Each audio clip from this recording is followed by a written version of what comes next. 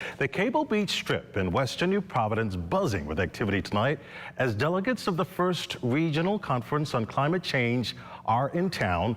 The Bahama Resort is the venue for the high-level meeting where regional leaders are formulating a strategic plan for the COP27 conference in November. Fern Carey leads us off tonight. Honey, everything okay? Everything's fine.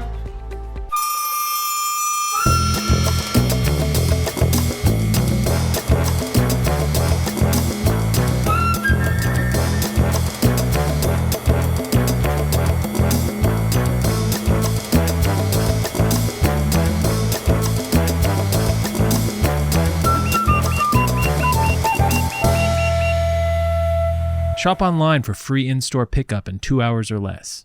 With the Bahamas and other small island states feeling the effects of climate change, Prime Minister the Honorable Philip Davis says it is imperative that countries in the region have a unified voice as it prepares to present a case to the international community to receive climate financing and other support to mitigate the fallout from global warming. It is one of the reasons why the Prime Minister has high expectations that the first ever regional climate change conference now underway here in New Providence will reap significant dividends for stakeholders. What we expect to achieve here is the promotion of ensuring that the individual needs of our various Caribbean communities are identified. We see how we could find our common interests and common cause to ensure that our voice is heard. There are a number of issues that we'll be discussing, and the outcomes from here will be documented in an outcome paper that we will hope to be put to COP27, and in speaking with one voice, we think we will be able to move the needle a little bit.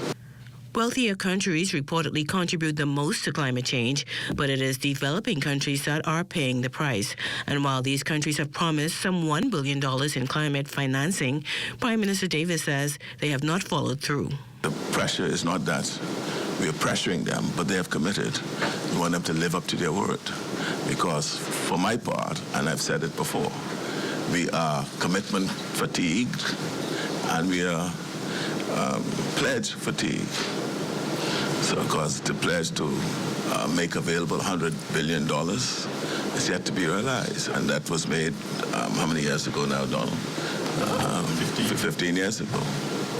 And so the question now is, the time for action is now. The time for talking needs to cease. The Prime Minister is, however, optimistic that countries in the region will soon have access to climate funding. I'm confident that, and I'm cautiously optimistic, but confident that we might see some results in that regard. I mean, the initiatives that's been embraced now by legislation in the United States and Australia gives me that confidence that we will see at least those two countries living up to their commitment. Regional heads will now begin the work to formulate a workable plan that will provide tangible relief from the effects of climate change. For the Bahamas Tonight, I'm Fern Carey.